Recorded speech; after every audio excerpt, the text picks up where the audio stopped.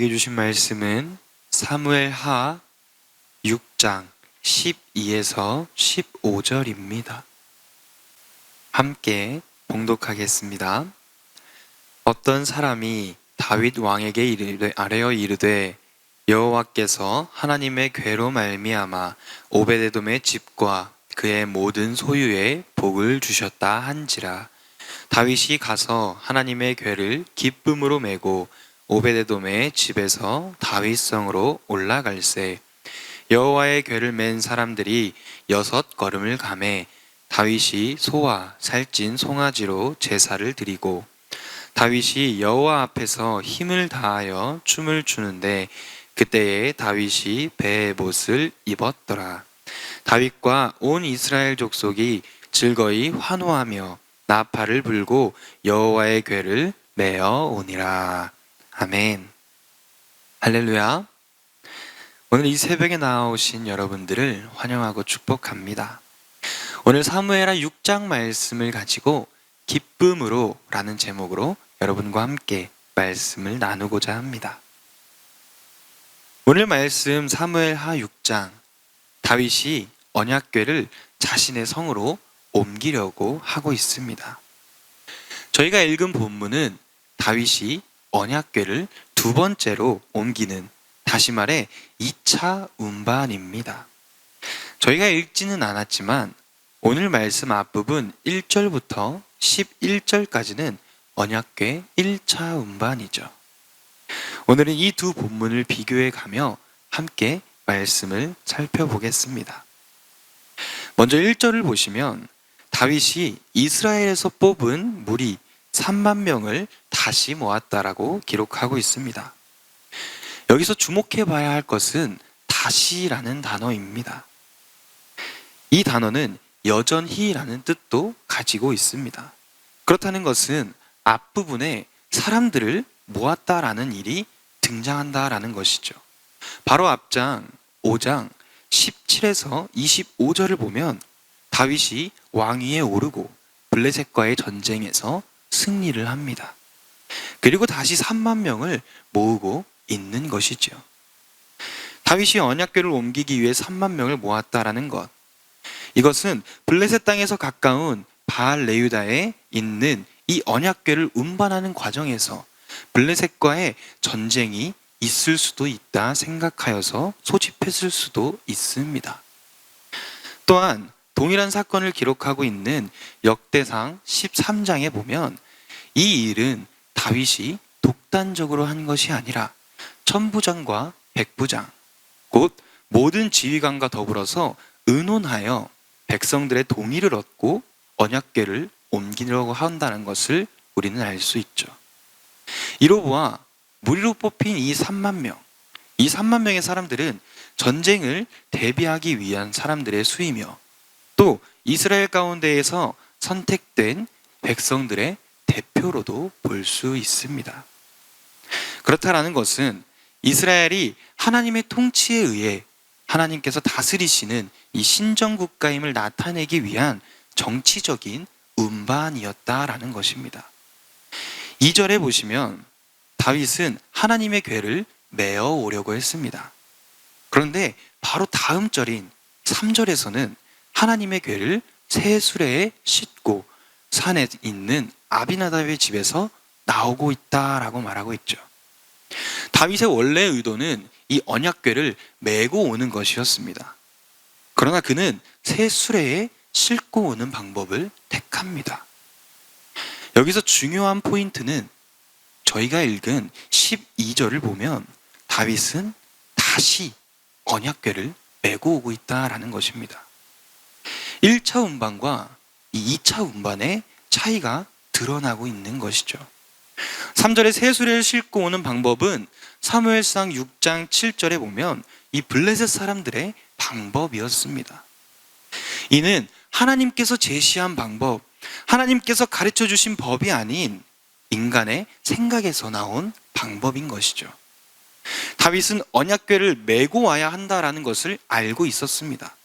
그럼에도 불구하고 새 수레에 싣고 운반했다라는 것은 이 언약궤를 옮기는 것, 이것이 하나님의 뜻, 하나님의 방법, 하나님의 섭리, 하나님의 영광이라고 생각하지 않고 단순한 정치적으로 블레셋과에서 전쟁에서 승리한 전리품으로 그리고 자신의 명성을 위해서 옮겼다라고 볼 수 있는 것이죠. 그 후에 보여지는 사건들을 통하여서 언약궤에 손을 댄 웃사를 치심으로 우리는 하나님이 원하시는 것은 인간의 판단이나 인간의 기준에 따른 최선이 아니라 하나님께서 제시한 방법을 따르는 것임을 알 수 있습니다. 그런데 여기서 또 하나 중요한 것은 1차 운반과 2차 운반의 차이가 더 있다라는 것입니다. 혹시 발견하셨나요? 바로 오늘 말씀의 제목입니다. 성경에서는 정확하게 기록하고 있습니다.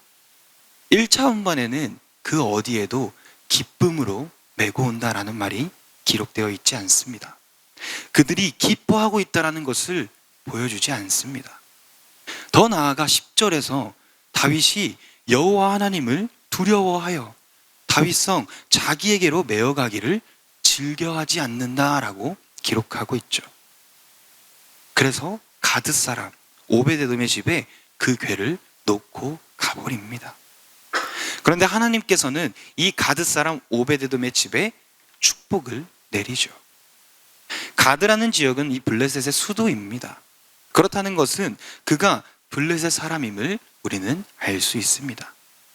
오베데돔의 집에 언약궤를 놓고 가는 다윗, 그런 다윗을 거절할 수 없는 오베데돔, 여러 가지 이유로 볼 수 있으나 결정적으로는 그가 복을 받았다라는 것, 그리고 그의 이름 뜻에서 알 수 있듯이 그의 이름 뜻이 순종의 사람이라는 뜻으로서 그가 하나님의 언약궤를 받은 것, 그리고 그의 집에 안치시킨 것은 그의 마음이, 그리고 그가 순종하는 사람이었기 때문이라는 것입니다. 그리고 오늘 우리가 읽은 12절에 보면 어떤 사람이 다윗 왕에게 와서 말을 합니다. 오베데돔의 집에 하나님의 축복이 임했다라고 말이죠. 하나님의 축복은 우리가 눈으로 볼 수가 없습니다. 축복은 눈에 보이지 않습니다. 그러나 복을 받은 자의 상황이나 또 환경이 눈에 보일 만큼 변했다라는 것이죠. 이로써 알 수 있는 사실은 언약궤를 옮기는 것, 이 방식의 중요성도 있으나 그 마음에 무엇으로 가득 차 있는가라는 것입니다. 다시 말하면 그 의도가 무엇이냐라는 것입니다. 다윗은 처음 언약궤를 옮기려고 할 때에는 이 정치적 요인으로서 언약궤를 바라보았습니다. 하나님의 약속, 그 약속의 상징, 단순히 상징적인 의미로서 가져오는 것이 자신에게 정치적으로 유익하다라는 판단하에 역대상에서 기록에서 볼 수 있듯이 천부장과 백부장 그리고 백성들의 동의를 구합니다. 다시 말하자면 이 운반은 하나님께 묻고 하나님의 의지함에 있어서 그 하나님을 높이기 위한 운반이 아니었다라는 것이죠.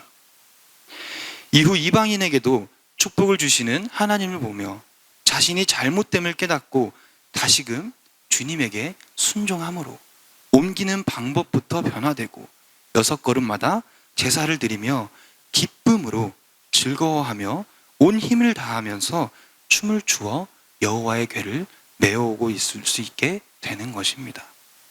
하나님의 일을 드디어 할 수 있게 되는 것이죠. 그리고 그것이 곧 하나님께서 허락하셨다는 하나님의 뜻임을 우리는 알 수 있습니다. 사랑하는 성도 여러분, 여러분은 어떤 마음가짐을 가지고 살아가십니까? 여러분은 어떤 마음을 가지고 하나님께 나아오고 있나요? 1차 운반을 하던 다윗과 같은 마음입니까? 아니면 2차 운반을 하던 다윗과 같은 마음이십니까? 하나님은 성경을 통하여서 계속해서 이야기하십니다. 여호와 하나님께서는 마음의 중심을 보신다. 우리의 마음이 어디를 향하고 있는지, 또 그 마음이 하나님께 기쁨으로 드리는 마음인지, 그 하나님의 일들을, 하나님께서 주신 그 사명들을, 하나님께서 보내신 그 자리에서 우리가 기쁨으로 즐거이 살아가고 있으신지를 묻고 있으십니다. 오늘 말씀을 통하여서 깨닫기를 소망합니다. 매 순간 주님께서 허락하여 주신 그 삶에 감사하며 기쁨으로 살아가는 저와 여러분이 되길 소망합니다. 진정으로 하나님의 참뜻을 이해하고 즐거이 살아가는 저와 여러분이 되길 소망합니다. 하나님께서는 우리에게 말씀하십니다.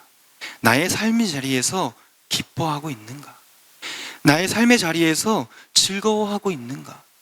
우리가 무엇을 마음에 담고 살아가고 있는가? 그 초점이 하나님인가? 아니면 나 자신인가? 하고 말이죠. 성도 여러분, 하나님의 마음이 있는 곳에 우리의 마음이 있길 소망합니다. 하나님께서 바라보시는 곳에 우리의 시선이 그곳을 향하기를 소망합니다. 매 순간 하나님과 동행하며 하나님께 묻고 하나님을 의지하여 그 하나님의 뜻을 발견하고 하나님이 주시는 기쁨으로 충만한 삶을 살아가는 저와 여러분이 되길 소망합니다. 기도하겠습니다. 사랑으로 우리를 품어주시고 자비하심으로 우리를 인도하시는 하나님, 그 하나님께 감사와 찬양을 올려드립니다. 우리의 삶을 통해 기쁨으로 하나님을 섬기게 하여 주시옵소서. 주님께서 맡기신 가정, 주님께서 보내신 그곳에서 기쁨으로 즐거이 하나님의 사랑을 전하며 살아가는 저희들이 되게 하여 주시옵소서. 나의 유익과 나의 안위가 아닌 하나님이 기뻐하시는 것, 하나님께서 보시기에 아름다운 것으로 나의 마음을 가득 채울 수 있도록 성령님 우리 안에 함께하여 주시옵소서. 주님의 마음이 있는 곳에, 그리고 주님의 시선이 있는 곳에 우리의 마음과 우리의 시선이 있기를 소망합니다. 언제나 우리와 동행하여 주시옵시고 함께하여 주시는 그 하나님을 찬양하며 나아가오니 하나님 우리를 받아주시옵소서. 감사드리며 예수 그리스도의 이름으로 기도드립니다. 아멘.